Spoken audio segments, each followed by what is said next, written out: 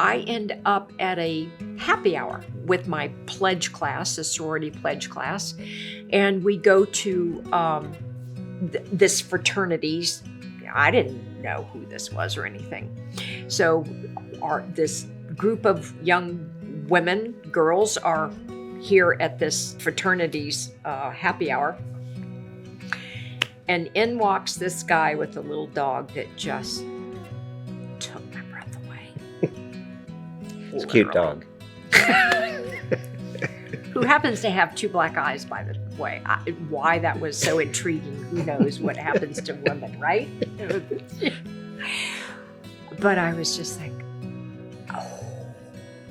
So I go over and talk to the guy with the dog, you know.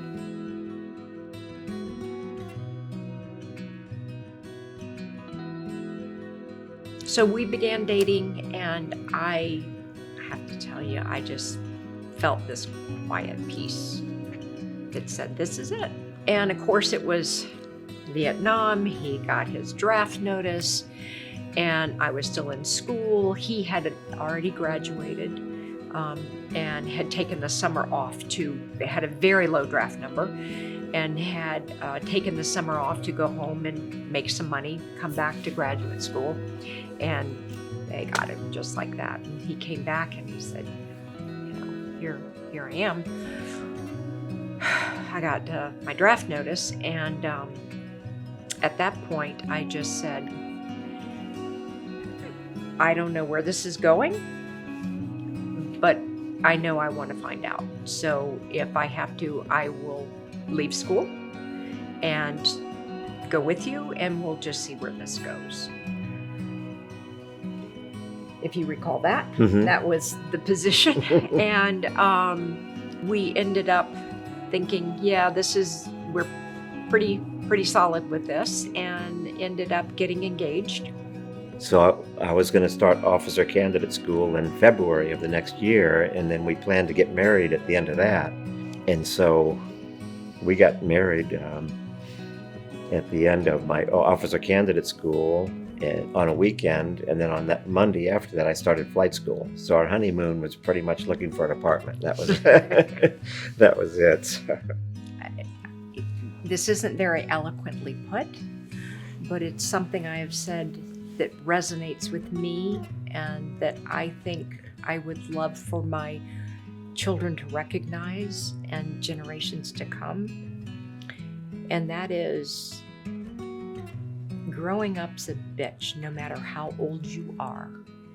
It hurts to grow, but that's what makes it worthwhile.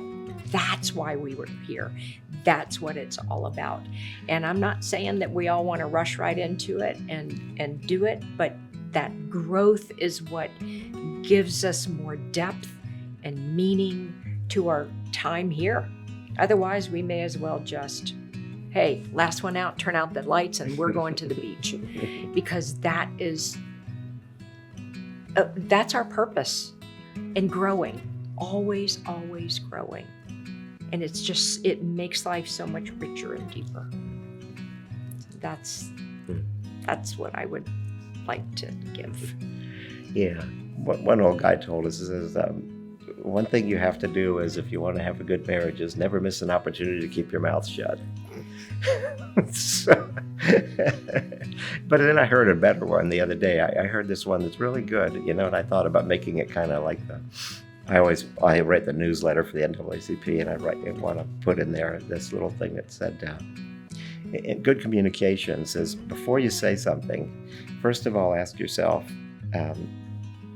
does it really need to be said? And then ask yourself, does it really need to be said now? And then the last part is, does it really need to be said by me? And so, you know, I think that's good advice, because when you sit and think about it, say, okay, it didn't meet all three of those criteria, maybe we'll let somebody else say it. You know, but you know, those types of things. So communications really is really the key.